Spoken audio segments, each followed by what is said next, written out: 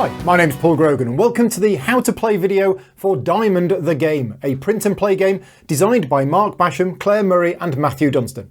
In this game you will become a scientist, completing projects by performing experiments inside Diamond's Large Particle Accelerator.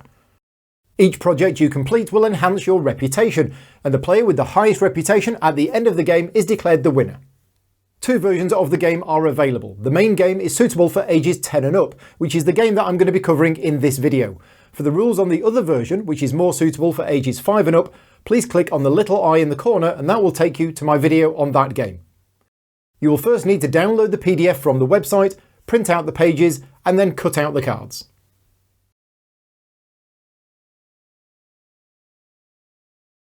Place the board in the middle of the play area and put the success tokens in a supply in the middle of the board. Shuffle the scientist cards and deal 2 to each player. Take the scientist cards that you have been dealt, choose one of them and place it in front of you.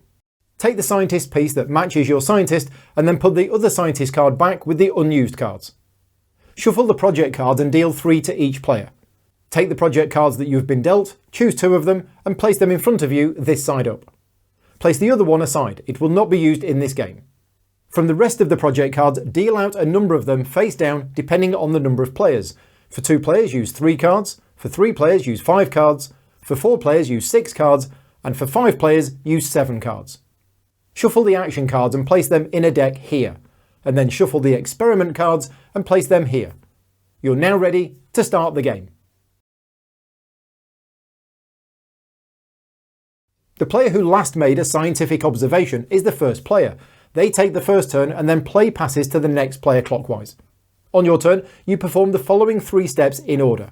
1. Move your scientist. 2. Perform an experiment. And 3. Draw an action card.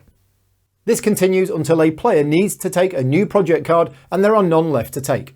The game then ends immediately and a winner is determined.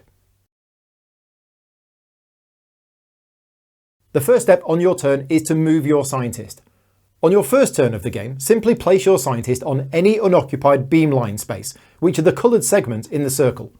On future turns, you must move your scientist up to 4 spaces clockwise to a new space. You cannot stay where you are, and you cannot move to a space occupied by another scientist. After you have moved your scientist, step 2 is performing an experiment.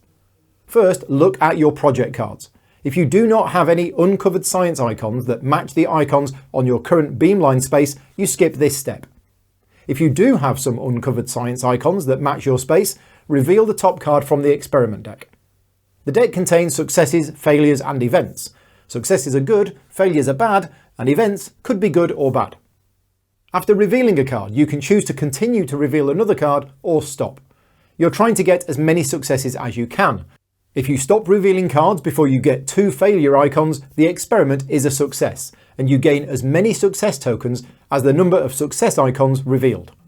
Place these success tokens on uncovered project spaces that match any icon on your current beamline space. If, however, you reveal 2 or more failure icons in total, the experiment is a failure, but not a complete one. You still gain success tokens equal to half the number of success icons rounded down. If you reveal an event card, follow the instructions on it and then you may choose to continue your experiment or stop. For example, you are performing an experiment. The first card you reveal is an amazing success, so you're off to a great start. You could stop here, but you choose to carry on. The next card is a single success, so that's still good, and you decide to push your luck. Then you draw an event card, contaminated sample. Oh no! You must lose 2 success tokens from your projects. Luckily, you only have 1 success token at the moment, so you just lose that. You carry on with the experiment and draw a single failure card. Another failure icon and the experiment is a failure, and if that happens now, you will only get 1 success token. Remember, if an experiment fails, you get success tokens equal to half the number of success icons rounded down. You decide to carry on and you draw another amazing success. At this point, you decide not to push your luck any further and stop drawing cards. The experiment is a success and you gain 5 success tokens which you place on your projects. Your scientist is currently on a space with these 2 icons, so you can only place those tokens over those icons. You then place all used experiment cards on the discard pile. After your experiment is over, check to see if any of your projects are complete. This is indicated by all of the science icons being covered with success tokens. If a project is complete, put all the success tokens back in the supply and flip the project card over. The number of stars tells you how much reputation the project is worth at the end of the game, but each project also has a speciality. If this speciality matches one of your scientist's specialities, the project is worth 1 additional reputation. And when you complete a project, choose a new one from the ones beside the board and place it in front of you. If there are no project cards remaining when you need to take a new one, the game ends immediately.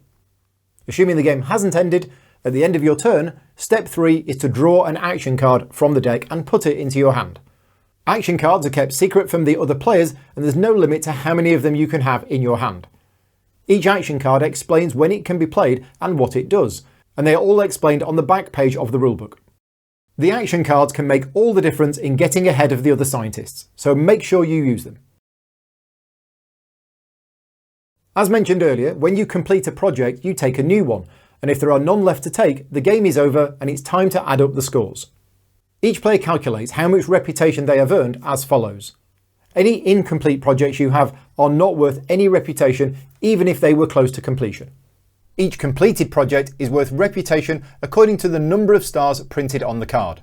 And if the speciality of the project matches one of the speciality icons on your scientist, it's worth 1 additional reputation.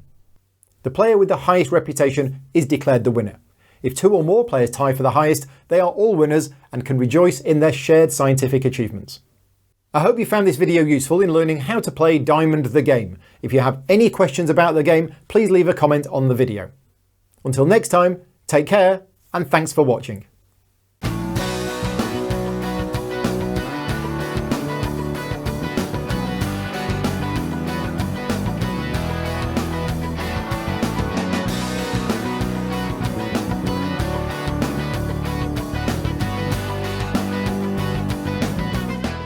Gaming Rules is proudly sponsored by Game Toppers, upgrading your gaming experience. Visit GameToppersLLC.com.